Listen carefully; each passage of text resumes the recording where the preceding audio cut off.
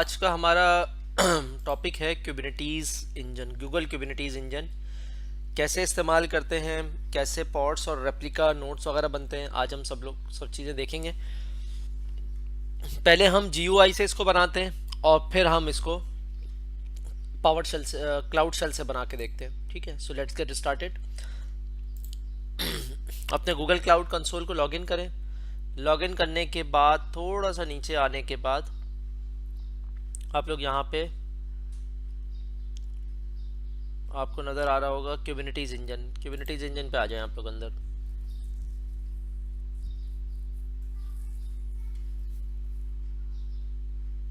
ठीक है,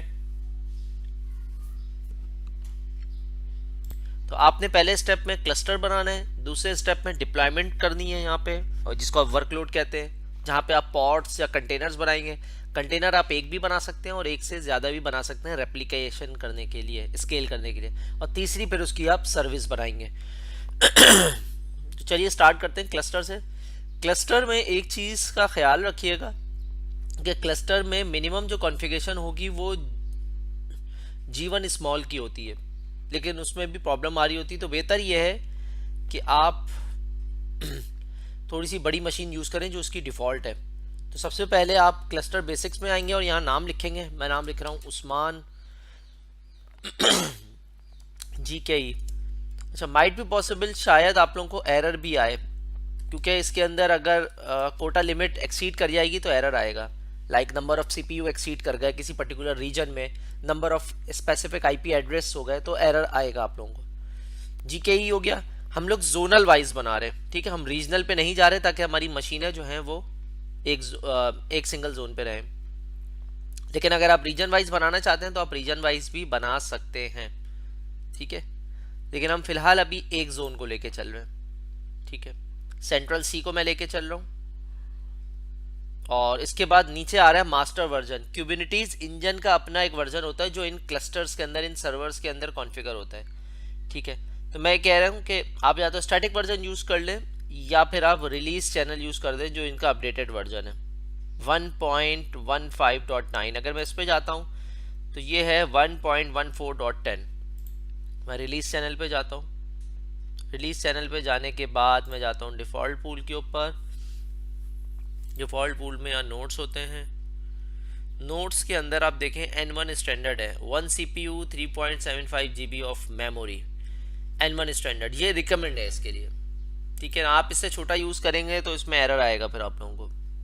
तो कम से कम 2 GB से ऊपर लिखा हुआ ये वाला है G1 स्मॉल डॉक्यूमेंट में, लेकिन इसमें एरर्स आने के चांसेस होते हैं। तो बेहतर ये है कि जो स्टैंडर्ड इसने खुद सेलेक्ट करके दिया वहीं से स्टार्ट करें इसको, क्योंकि आप इसके अंदर एक सर्वर में मल्टीपल पॉड्स या मल्टीपल कंटेनर्स चलाएंगे, तो इतनी रैम रखें कम से कम कि इसको ये कॉन्फ़िगर चला सकें, सही है।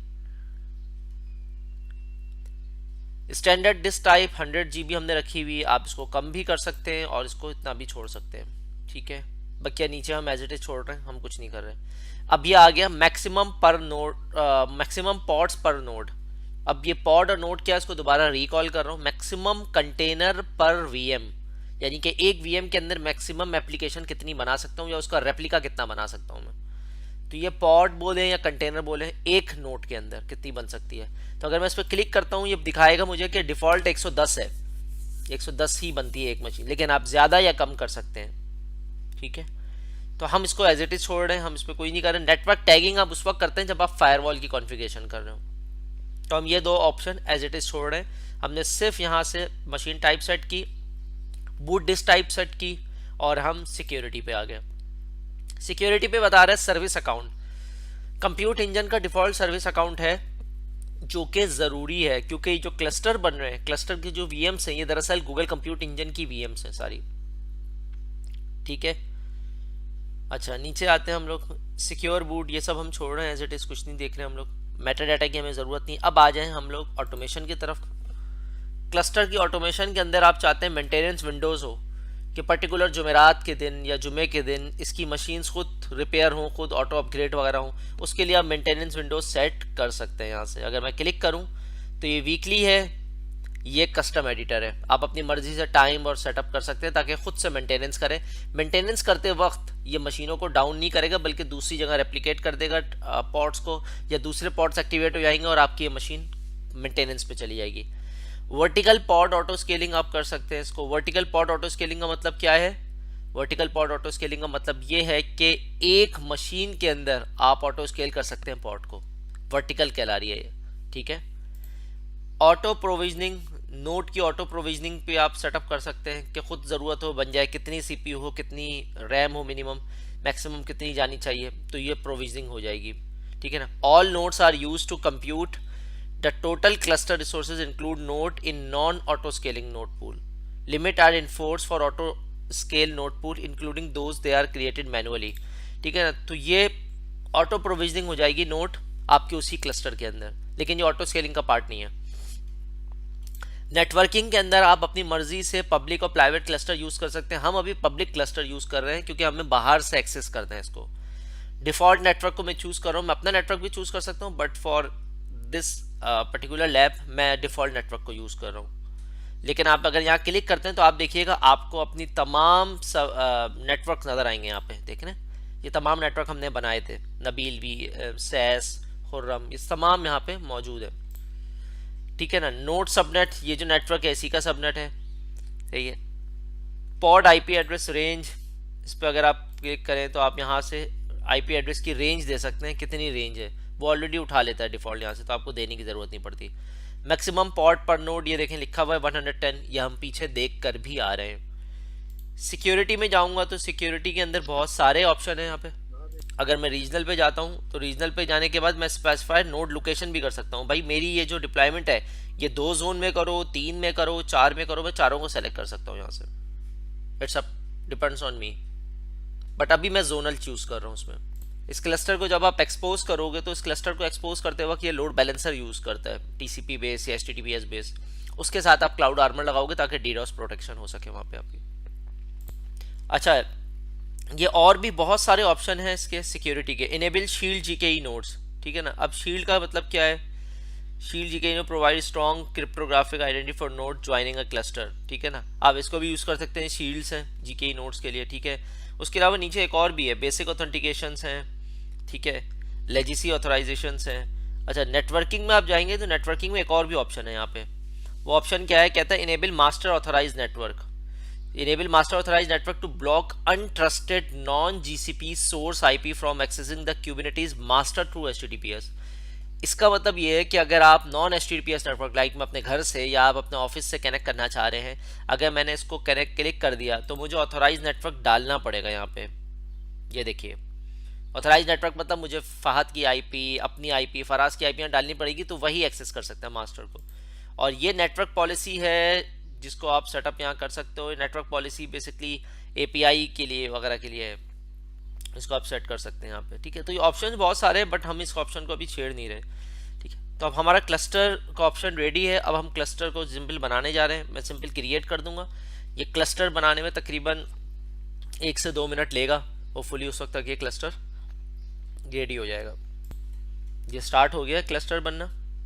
Usman JKE Google Kubernetes engine, location है 1C, क्योंकि जोनल था तो इसलिए 1C नज़र आ रहा है। क्लस्टर साइज और ये इसलिए नज़र नहीं आ रहा क्योंकि प्रोविजनिंग हो रही है पीछे। और मैं VMs पे जाता हूँ कंप्यूट इंजन के ऊपर, या मैं आपको शो कराता हूँ अगर नज़र आती है या नहीं आती। यहाँ पे नज़र नहीं आएगी, डायरेक्ट यहीं पे बनेगी VMs। अच्छा, अगर किसी को इस तरह से एरर आए, इसका मतलब ये है कि आपका कोटा एक्सीड हो गया, आपके क्लस्टर में मसला नहीं आया। अगर आप ये देखें, लिखा हुआ current error GC quota exceed, ठीक है, जिसके अंदर आप ये दिखा रहा है कि इन यूज एजरेज जो हैं वो एक्सीड हो गए ऊपर, ठीक है। तो ऐसा हो सकता है, इसमें परेशानी की बात नहीं है, आपने कोटा बढ़ाना है सिंपल, ठीक है ना।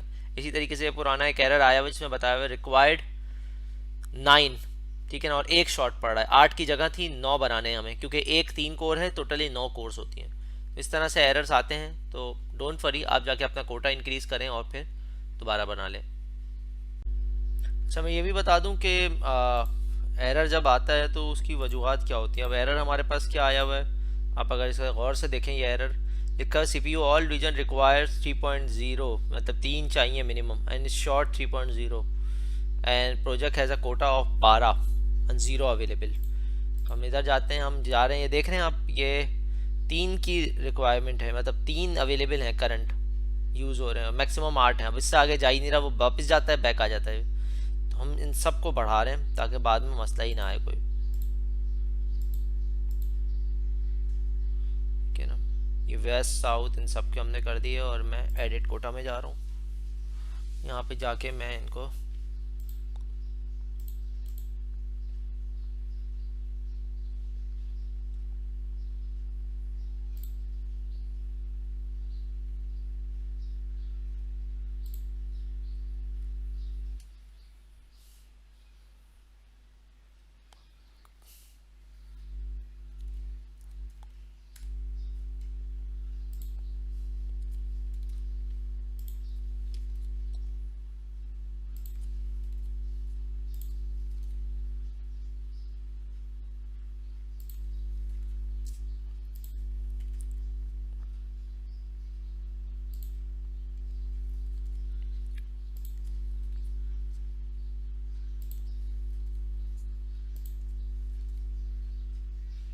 अच्छा, इसकी प्रैक्टिस कोशिश करके आप लोग जो है वो कल परसों तक कर लीजिएगा, क्योंकि 2-3 दिन में इसका एक्सेस हट जाएगा आप लोगों के पास से।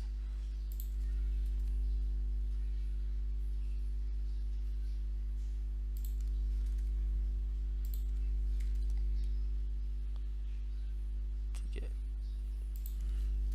ये यहाँ से मैं सबके लिमिट को इंक्रीज करके 100 तक लेके जा रहा हूँ, ताकि एरर आने के चांस बहुत कम हो जाएं या ना हो।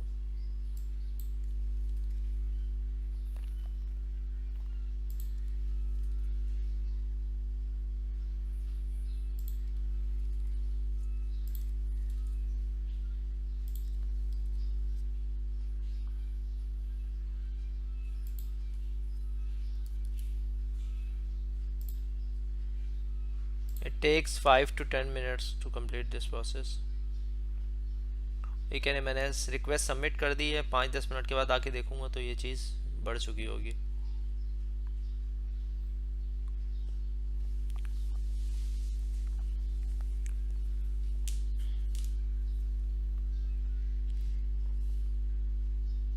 ठीक है, ये लिमिट सबमिट कर दी है मैंने, ये दिखा रहा है मुझे कंप्लीट। जैसे ये कंप्लीट होता है हमें यहाँ पे नज़र आनी शुरू हो जाएगी चीज़ें। तो देख रहे हैं, असल एरर ये है CPU ऑल रीजन्स के अंदर, यहाँ पे भी एक एरर आ रहा है, इसको भी हमें बढ़ाना है। उस एरर को हमने सही से पढ़ा है तो हमें CPU ऑल रीजन्स पे एरर नज़र आया।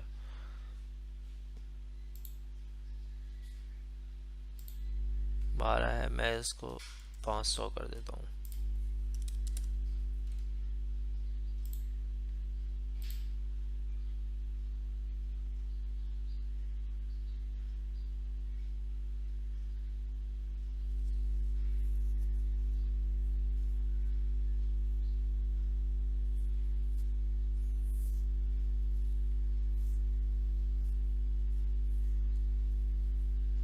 ठीक है, अभी थोड़ी देर में बढ़ जाएगा। ठीक है, फिर आगे कंटिन्यू करते हैं। ठीक है, अब क्लस्टर हमारा कंप्लीट हो गया। अब क्लस्टर के बाद हमें बनाना है डिप्लॉयमेंट और सर्विस। तो डिप्लॉयमेंट के लिए हमें गूगल क्यूबिनिटीज सॉरी डॉकर का इमेज डिप्लॉय करना है, जो कि एप्लीकेशन के साथ बाइंड होता है, और फिर उसकी सर्विस डिप्लॉय करनी है। तो हम यहाँ से जाएंगे, यहाँ से जाने के बाद हम डिप्लॉय की बटन दबाएंगे वर्कलोड के ऊपर। अब हम पॉड्स डिप्लॉय करने जाएंगे।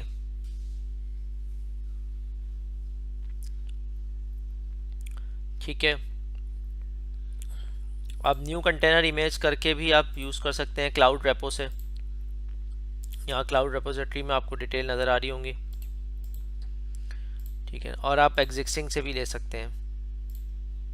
एग्जिस्टिंग के अंदर हमारे पास ये मौजूद है इंजन एक्स लेटेस्ट के नाम से, हम इसी को चूज़ कर रहे हैं। ठीक है ना, हमारे पास 2 और भी हैं यहाँ पे, सही है, लेकिन हम फिलहाल इसको यूज़ नहीं कर रहे हैं। हम इंजन एक्स लेटेस्ट के नाम से एक है इमेज पाथ, इसको यूज़ कर रहे हैं जो सैंपल है यहाँ पे। ठीक है ना, अच्छा बस ये डन हो गया।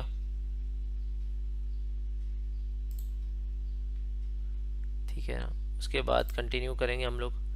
अब ये पूछ रहा है कि आपका क्लस्टर कौन सा है। मैं कह रहा हूँ भाई मेरा जो क्लस्टर है वो है क्लस्टर 1 के नाम से, मैं इसके ऊपर करूँगा। ठीक है, एप्लीकेशन का नेम क्या है, इंजन एक्स एप्लीकेशन।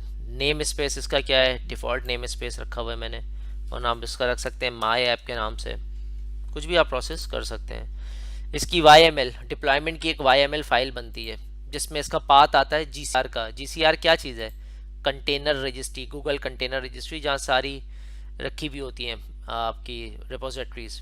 ठीक है, तो ये देखें ये दिखा रहा है आपको पूरा, फाइल का नाम है, दूसरी चीज़ें हैं, नीचे जा रहा है ये वर्जन वगैरह सब दिखा रहा है ये आपको, देख रहे हैं आप, ये एक एक चीज़ इसने यहाँ पे बताई हुई है आपको। ये YML खुद जनरेट करता है। ये करने के बाद मैं सिंपल क्लिक कर दूंगा न्यू डिप्लॉय के ऊपर। अच्छा, एक दफ़ा क्लस्टर बन गया तो फिर ये एरर नहीं आएगा आपके पास। अब आप ये देख रहे हैं, ये दिखा रहा है आपको क्रिएटिंग क्लस्टर एंड डिप्लॉयमेंट। ये नोड है, ये कंटेनराइज ऐप है इसके अंदर, ये देख रहे हैं आप। नोड का मतलब ये पूरी एक VM है, ठीक है ना। ये कुबरनेटिस क्लस्टर है, इस क्लस्टर के अंदर ये 3 नोड्स हैं, 1 2 3, ठीक है। और उसके अंदर आपकी छोटी छोटी सी डिप्लॉयमेंट्स चल रही हैं। वो डिप्लॉयमेंट्स क्या हैं, ये यही जो हमने किया है। एक डिप्लॉयमेंट एक पॉड के अंदर होती है, यानी कि एक पॉड जो है वो एक डिप्लॉयमेंट को रिप्रेजेंट करता है। एक नोड के अंदर मल्टीपल पॉड्स चल सकते हैं, या मल्टीपल कंटेनर्स चल सकते हैं, या मल्टीपल डिप्लॉयमेंट्स चल सकती हैं, एक ही नाम है तीनों के। ये देखें बता रहा है, क्या कह रहा है, डिप्लॉयमेंट क्या है, a replicated stateless application on your cluster. Pods क्या है, द स्मॉलेस्ट डिप्लॉयमेंट यूनिट, यही जो चीज़ है, deployment unit in Kubernetes. Service क्या है, allow your application to receive traffic. क्या ये चीज़ क्लियर हो रही है सबको? एक्सपोज करने से पहले कि हम इस सर्विस को यूज़ करें, इससे पहले हम एक और चीज़ देखते हैं। मैं पीछे जाता हूं, मैं अपना वर्कलोड चेक करता हूं यहाँ पे।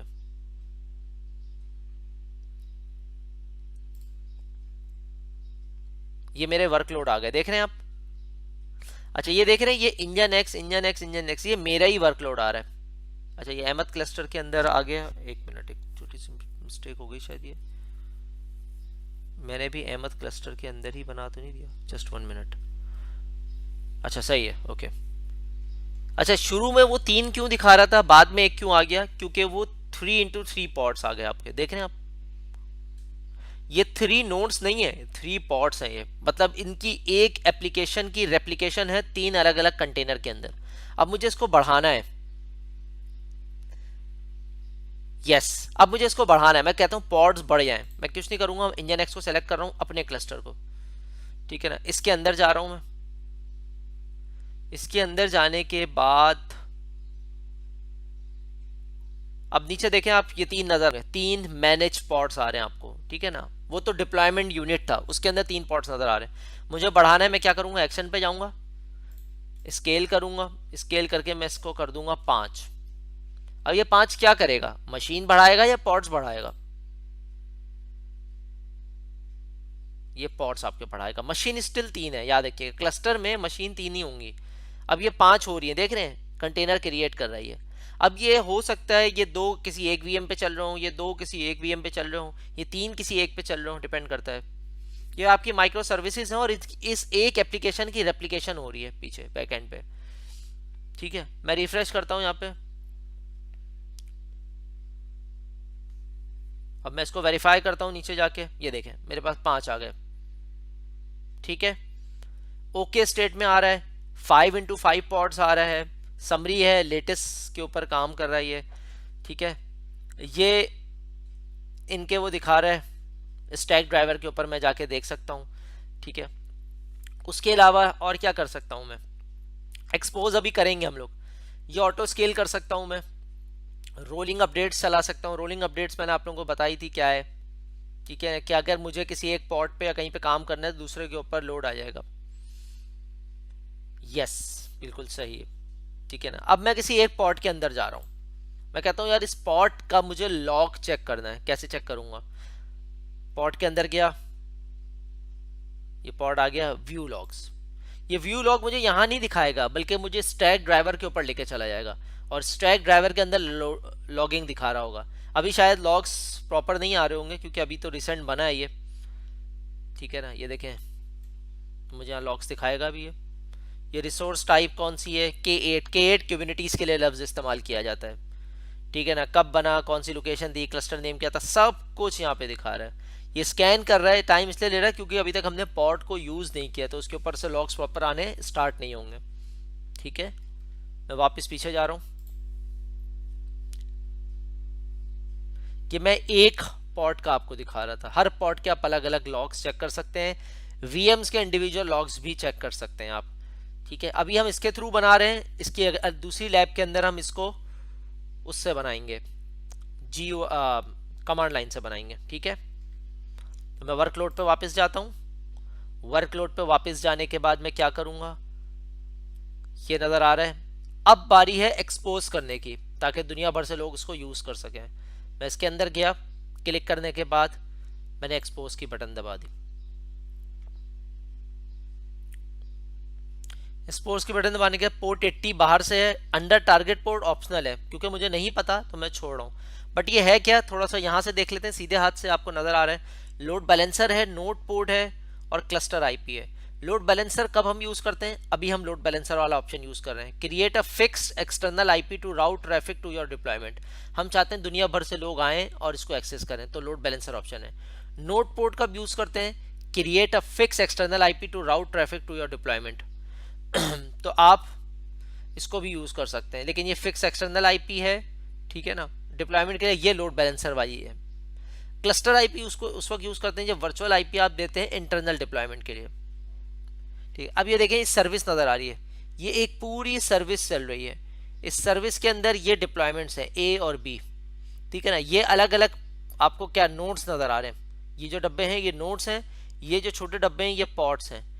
और ये पूरी सर्विस क्यों है, क्योंकि एक डिप्लॉयमेंट जो है मल्टीपल पॉड्स के ऊपर हो सकती है, लेकिन तीनों के एंड बैक एंड पे सर्विस तो एक ही होगी ना।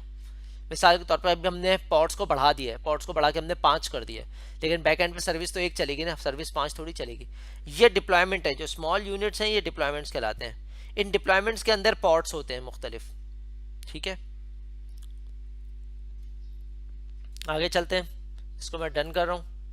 डन करके service type load balancer use कर रहा हूँ। अगर किसी को पढ़ना हो तो यहाँ से देख सकता है वो मजीद, ठीक है। अब ये सर्विस बननी शुरू हो जाएगी। अब ये एक्सपोज करते हैं, सर्विस उस वक्त बनती है जब हमें किसी को एक्सपोज करना होता है, किसी से एप्लीकेशन को बाहर से। अब ये देखें, यहाँ सर्विस आपको नजर आनी शुरू हो जाएगी, इंजन एक्स सर्विस मेरी बनना शुरू हो गई, और यहाँ पे अभी ये फाइनल हो जाएगी। जैसे ही सर्विस कंप्लीट होगी मेरे पास ये फाइनल हो जाएगी इंजन एक्स। मैं इसके ऊपर क्लिक करता हूँ, सर्विस के अंदर, सर्विस के अंदर जाने के बाद ये देखें ये मौजूद है, ठीक है। ये क्लस्टर आईपी आ गई इसकी, ये लोड बैलेंसर है इसका, ठीक है। अब हम वर्कलोड पे दोबारा जाते हैं और वर्कलोड पे जाके मैं इंजन एक्स के अंदर जाता हूँ। यहाँ पे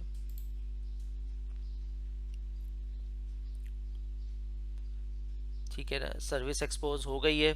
ये रही इसकी क्लस्टर आईपी, ये रही लोड बैलेंसर की आईपी। मुझे कुछ नहीं करना, मुझे सिर्फ ये लोड बैलेंसर की आईपी कॉपी करनी है और यहाँ चला के इसको वेरीफाई करना है, ठीक है जी। मेरे पास एक एप्लीकेशन चलती हुई आ गई।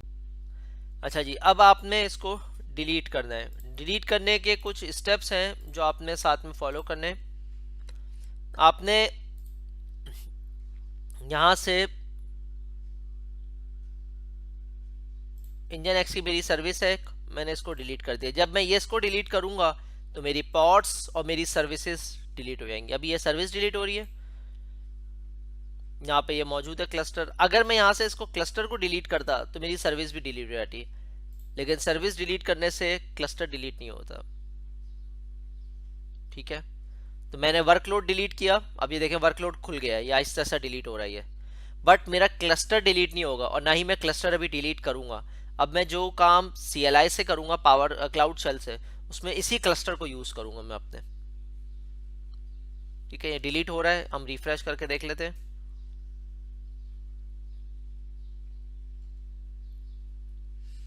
ठीक है, डिलीट हो गया है। ये 3 क्लस्टर बाकी हैं, इसको भी डिलीट कर लेते हैं और फिर हम लोग आगे चलते हैं। ओके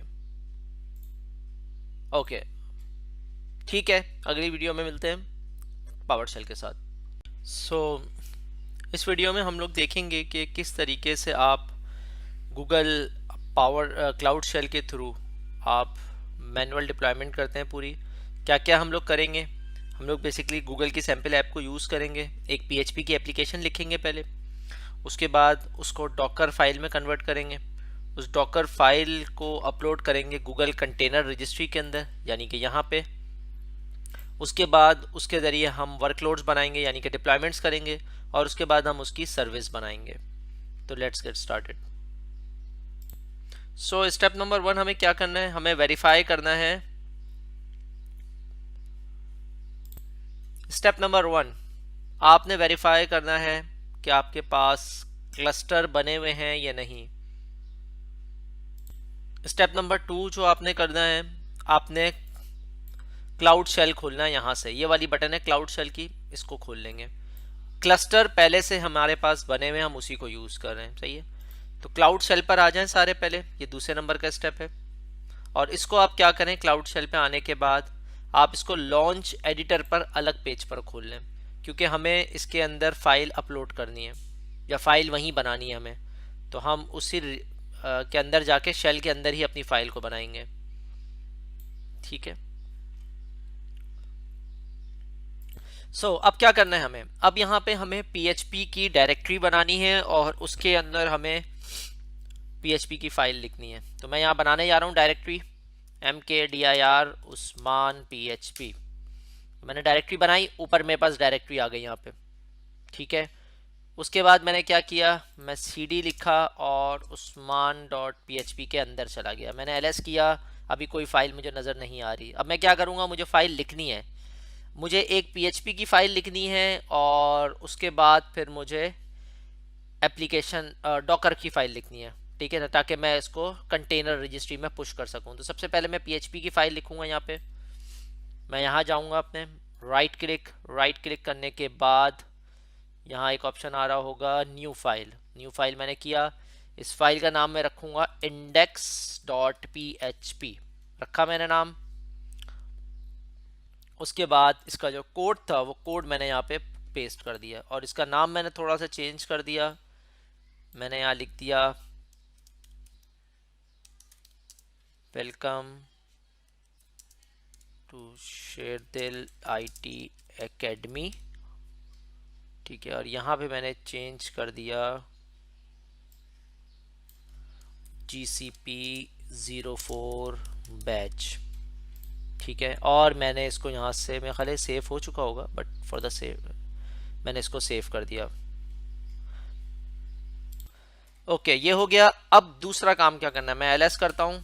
ls में मुझे देखें index.php की फाइल नज़र आ रही है। अब अगला स्टेप, डॉकर फाइल लिखनी है। डॉकर फाइल के लिए मैं कोड को कॉपी कर रहा हूँ।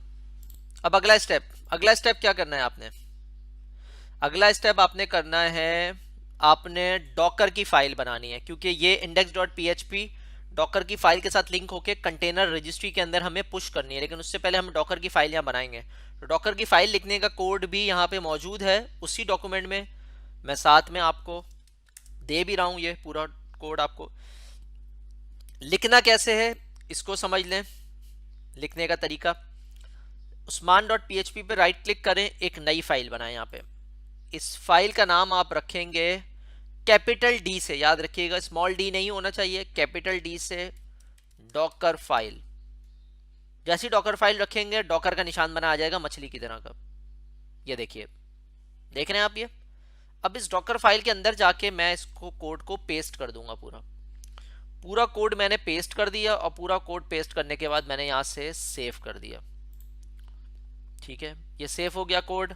अब मैं दोबारा यहाँ ls करता हूँ, तो ls करने के बाद मुझे दो फाइलें नज़र आ रही हैं अंदर। डॉकर फाइल इसलिए लिखते हैं ताकि ये डॉकर फाइल इस पूरे index.php और जितनी भी फाइलें हैं उसकी एक इमेज बना के पुश कर सके कंटेनर रजिस्ट्री के अंदर। और यहाँ पे जितनी भी फाइल आएंगी वो डॉकर की फाइल ही होगी। अगर आप यहाँ देखेंगे GCR कहलाता है, गूगल कंटेनर रजिस्ट्री, इसके अंदर ये एक डॉकर की इमेज होती है। ये इमेज बेसिकली ये पूरे बिल्ड पैक बनाती है। ये पूरी जो usman.php है वो पूरी यहाँ पर आएगी एज अ इमेज। ओके, अब तीसरी फाइल आपने बनानी है as per document. Dot Docker ignore. मैं यहाँ जा रहा हूँ वापस, एक नई फाइल बना रहा हूँ और इसके अंदर मैं डॉट डॉकर इग्नोर के नाम से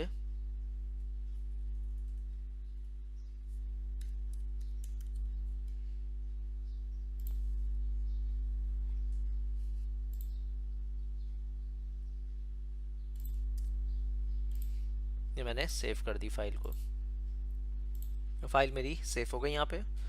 अब मैं इसके अंदर जाता हूँ,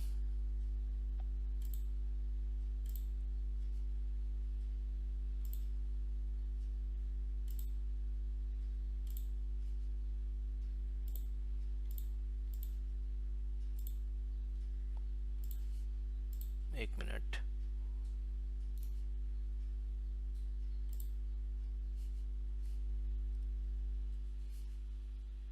अच्छा, ये फाइल आपको नजर नहीं आएगी इसके अंदर, ठीक है, तो परेशान मत होइएगा।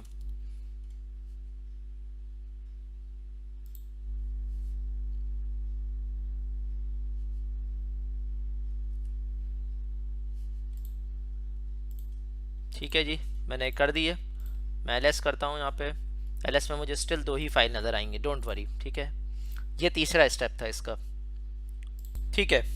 अब चलते हैं, प्रोजेक्ट की आईडी लेनी है। अब प्रोजेक्ट की आईडी लेने के मेरे पास एक कमांड है, वो आप लोग भी चला सकते हैं साथ में। वो कमांड बेसिकली प्रोजेक्ट की आईडी को गेट करके लाएगी।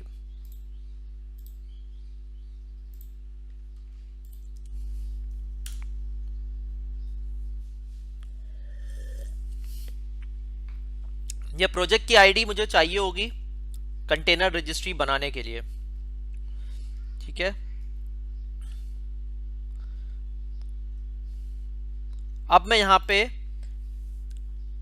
क्लाउड बिल्ड के थ्रू, ठीक है, मैं इमेज बनाने जा रहा हूँ जो कि मेरी कंटेनर रजिस्ट्री में चली जाएगी, which is similar to Docker build और डॉकर पुश, ठीक है। लेकिन यहाँ हम गूगल क्लाउड बिल्ड के थ्रू इसको बनाएंगे। जैसे अमेजोन में कोड बिल्ड होता है, यहाँ क्लाउड बिल्ड होता है, उसके थ्रू हम इसको बनाएंगे और इसको हम वहाँ पुश करेंगे। तो चलिए स्टार्ट करते हैं।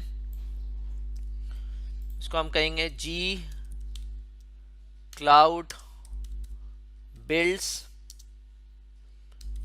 सबमिट टैग gcr.io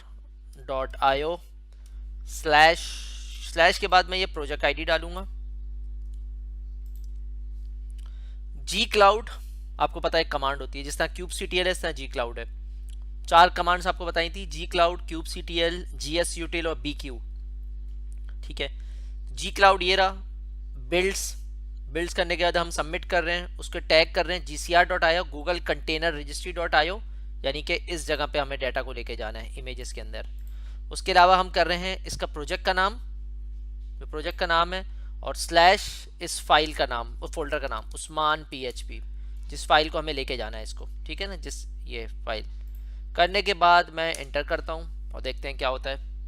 अगर इसमें कोई एरर नहीं आया तो ये गूगल ये इमेज बनाएगा और इसको पुश करना शुरू कर देगा। अगर आप गौर से देखें तो इसने इसको पुश करना स्टार्ट कर दिया है। ये देखें टार बॉल बना रहा है, इसकी टार बॉल बना के ये पुश करना क्रिएट किया और पुश करना शुरू कर दिया। अगर ये सक्सेसफुली बिल्ड हो गया और पुश हो गया तो आप ये देख रहे हैं बिल्कुल प्रॉपर चल रहा है, स्मूथ चल रहा है, कोई एरर नहीं आ रहा। पुश भी कर दिया इसने, पुश कर रहा है ये, ठीक है। अब ये सक्सेसफुली हो गया। क्या दिखा रहा है, ये आईडी है, ड्यूरेशन है, सोर्स gsutil गूगल स्टोरेज में भी ये रखा हुआ है क्लाउड बिल्ड में, सोर्स के अंदर। मैं जाके यहाँ वेरीफाई करता हूँ, मैं रिफ्रेश करता हूँ।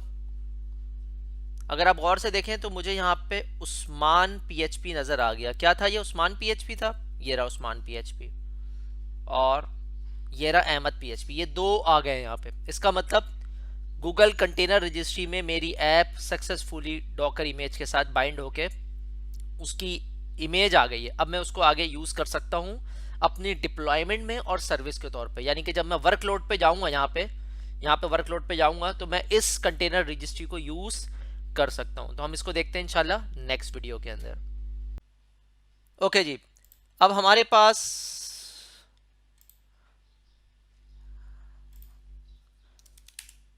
हमारे पास जो है, अब इस वीडियो में हम आपको बताएंगे कि किस तरीके से आप डिप्लॉयमेंट और सर्विस को यूज़ करेंगे। हम लोग इसके अंदर क्लस्टर नहीं बनाएंगे, क्लस्टर हमारा पहले से क्रिएटेड है। कैसे, मैं आपको दिखा देता हूँ। ये हमारे क्लस्टर्स मौजूद है, मैं क्लस्टर 1 को यूज़ करूँगा अपने डिप्लॉयमेंट के लिए। चलिए यहाँ पे हम इसको यूज़ करते हैं। उसके लिए सबसे पहले मैं यहाँ लिखूँगा क्यूब CTL। अच्छा, क्यूब CTL और जी क्लाउड की कमांड में फ़र्क क्या है? जी क्लाउड की कमांड हम बनाते हैं क्लस्टर वगैरह बनाने के लिए। जब हमें क्लस्टर बनाना हो तो हम जी क्लाउड बनाते हैं, लेकिन जब हम मशीन इसके अंदर काम करते हैं तो फिर हम लोग क्यूब CTL को यूज़ करते हैं। तो cube CTL gate dash notes करेंगे हम लोग।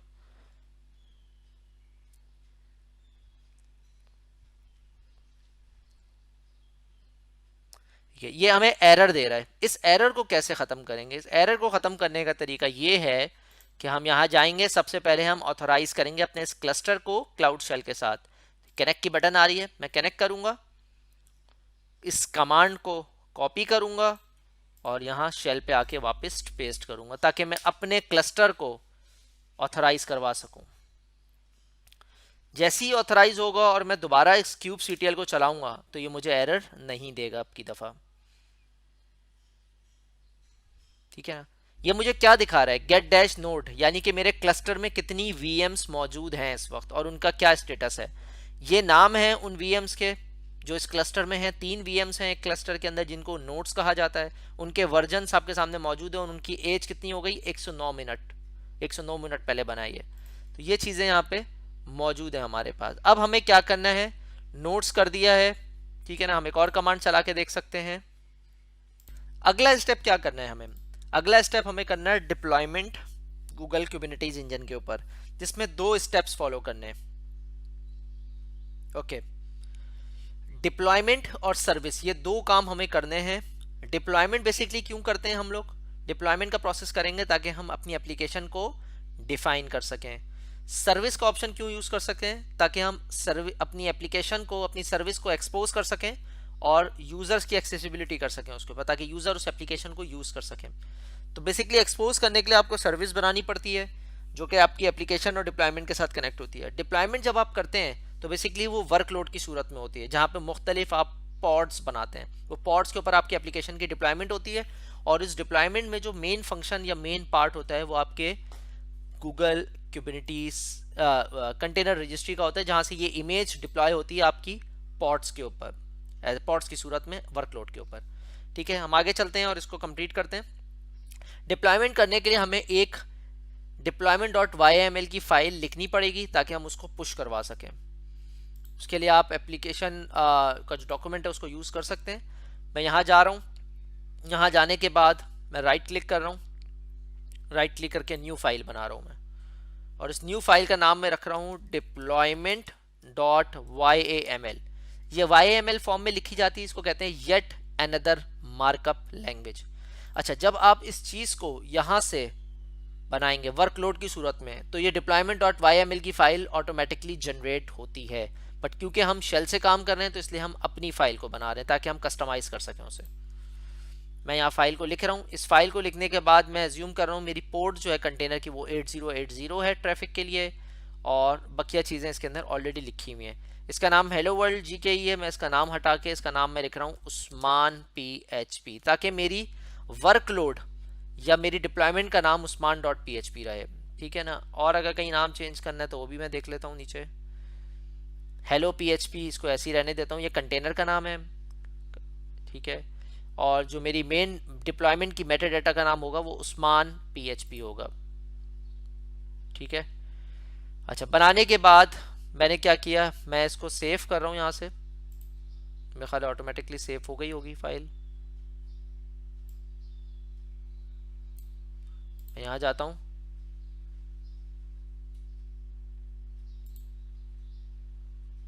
ठीक है, ये फाइल सेव हो गई है। अब ये फाइल रेडी है चलने के लिए।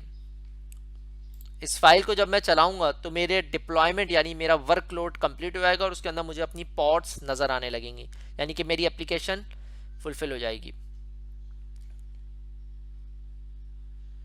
ठीक है, अच्छा हाँ, के अंदर एक इंपॉर्टेंट चीज़ जो मिस हो गई है वो मैं बता दूं, जो चेंज करना है, अदरवाइज ये डिप्लॉयमेंट नहीं चलेगी।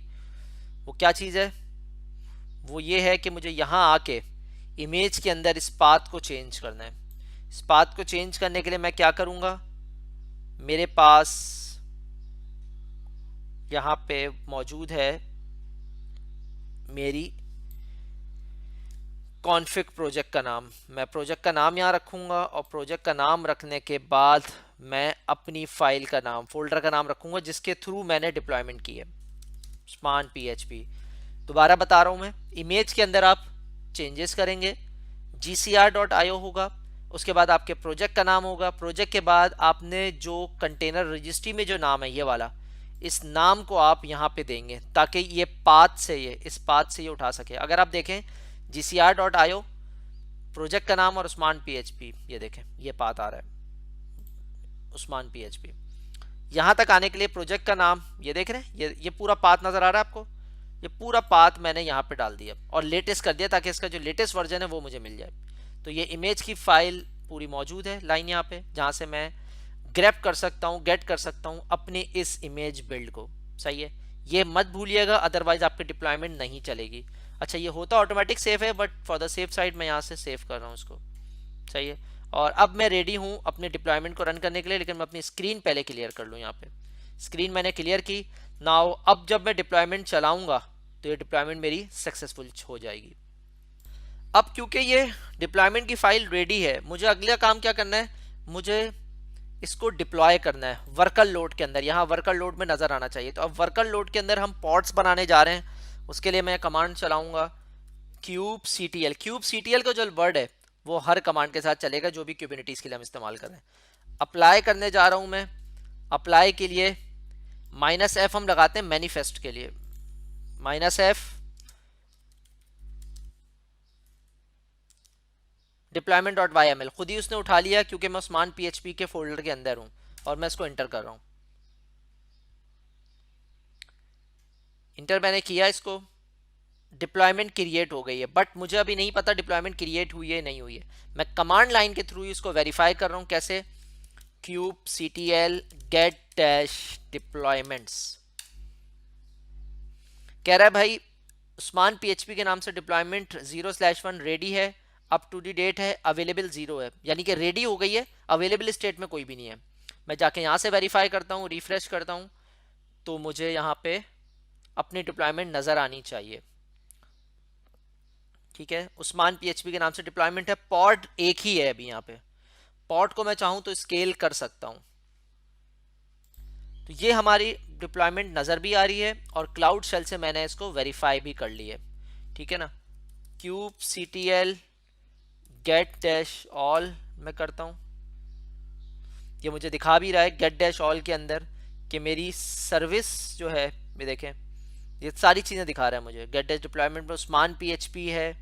ठीक है, सॉरी get dash all के अंदर पॉड्स मुझे दिखा रहा है कि पॉड्स कितने अवेलेबल हैं, एक पॉड अवेलेबल है रनिंग स्टेट में।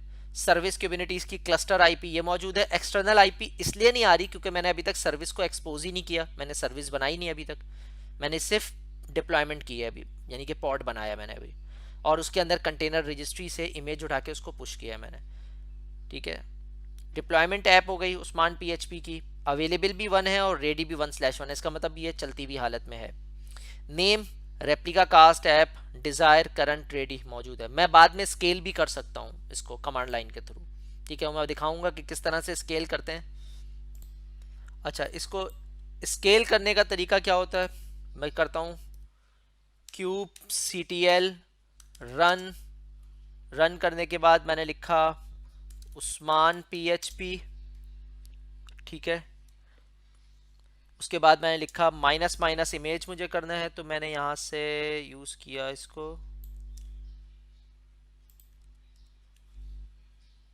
ठीक है, ये मैंने कमांड चलाई है kubectl स्केल, मेरे पास अभी करंट 1 है।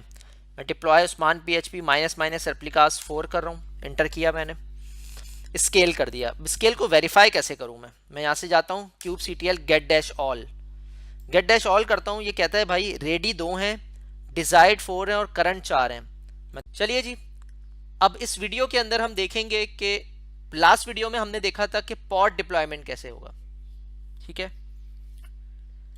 अब पॉड के बाद हमें सर्विस डिप्लॉयमेंट करनी है, तो सर्विस डिप्लॉयमेंट के लिए भी हमारे पास service dot Y M L हमें लिखना पड़ेगा, जिस तरह हमने deployment dot Y M L लिखा था। तो हम जाएंगे यहाँ से और राइट क्लिक करके हम यहाँ क्लिक बनाएंगे नई file service dot Y M L, और इसका कोड हमारे पास मौजूद है। Service dot Y M L हम क्यों यूज करते हैं समझ लें। Service dot Y M L इसलिए यूज करते हैं ताकि लोड बैलेंसर या क्लस्टर आईपी के थ्रू हम अपनी एप्लीकेशन को एक्सपोज कर सकें और बाहर के लोग उसको एक्सेस कर सकें। तो मैं यहाँ उसको पेस्ट कर रहा हूँ, ठीक है ना। फ्रंट पोर्ट 80 है, बैक एंड की टारगेट पोर्ट 8080 है, टाइप है लोड बैलेंसर, सेलेक्टर ऐप है हेलो के नाम से। ये यानी कि आपकी ऐप सर्विस टाइप होगी या सर्विस का नाम होगा, ठीक है। बनाने के बाद मैं जस्ट इसको सेव करता हूँ, यहाँ से मैंने किया क्लियर और मैं ls करता हूँ। ls करने पे देखें मुझे service dot Y M L की फाइल नज़र आ रही है। अब service dot Y M L ऊपर से अगर आप देखें तो ये पूरी एक प्रोसेस है जिसके थ्रू ये चलता हुआ आ रहा है, और अब ये कनेक्ट करेगा इसको, ठीक है। बना ली। अब मैं क्या करूँगा, हेलो को हम ऐसे ही छोड़ सकते हैं, ये इसका मेटा डाटा का नाम है, सो डजंट मैटर। आप इसका नाम चाहें तो चेंज कर दें, चाहें तो छोड़ दें, कोई इशू नहीं है। अच्छा, इसकी कमांड हम चलाएंगे जिस तरह हमने डिप्लॉयमेंट के लिए चलाई थी, kube C T L apply -f deployment dot Y M L. यहाँ हम चलाएंगे service dot Y M L. Oh sorry,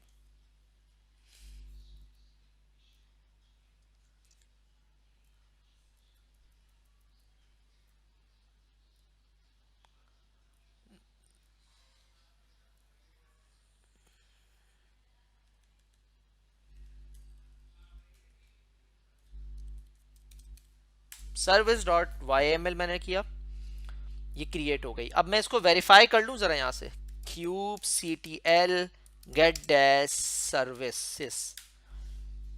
ये देखिए सर्विसेज नज़र आ रही है, ये पेंडिंग में है एक्सटर्नल आईपी। ये तकरीबन 60 सेकेंड लेती है इस आईपी को लाने में, और यही आईपी है जो आपकी एप्लीकेशन को बाहर एक्सपोज करेगी। तो हम इसको दोबारा चलाते हैं, ये देखें स्टिल पेंडिंग में है क्लस्टर आईपी, ठीक है ना। क्लस्टर आईपी नन ही होगी क्योंकि हम क्लस्टर आईपी को यूज़ ही नहीं कर रहे, हम तो लोड बैलेंसर आईपी को यूज़ कर रहे हैं। दोबारा मैं चलाता हूँ, फिर पेंडिंग में है, दोबारा चलाते हैं, फिर पेंडिंग में है। इसको हम 1 मिनट के बाद चेक करते हैं, ठीक है। ये आईपी आ गई है, इस आईपी को मैं यहाँ से कॉपी कर लेता हूँ, और एक और काम भी कर सकता हूँ मैं, kube C T L get dash all करता हूँ मैं। गेट डैश ऑल में मुझे बहुत सारी डिटेल्स आपको नज़र आएगी। ये देखें क्लस्टर आईपी भी नज़र आ रही है, ऊपर और भी चीज़ें नज़र आ रही हैं सारी, ठीक है। हाँ अच्छा, मैं सर्विस देखना चाहता हूँ रियल सर्विस कैसे चल रही है, तो kube C T L get dash services, दोबारा देखता हूँ मैं इसको कि मुझे सर्विस पे एक्सटर्नल आईपी नज़र आ गई, ठीक है। अब इसकी डिप्लॉयमेंट मुझे चेक करनी है कि किस तरह काम कर रही है या एक्सपोज करना है मुझे, तो मैं जाता हूँ इस आईपी को मैं चलाता हूँ कहीं पे। अच्छा, ये आईपी आ गई है वापस। 1 मिनट मैं इसको वेरीफाई करूँ यहाँ पे,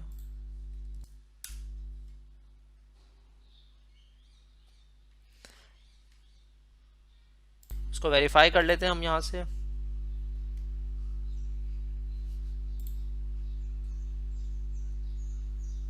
सही है, परफेक्ट। ये आपकी एप्लीकेशन यहाँ पे ओपन हो गई।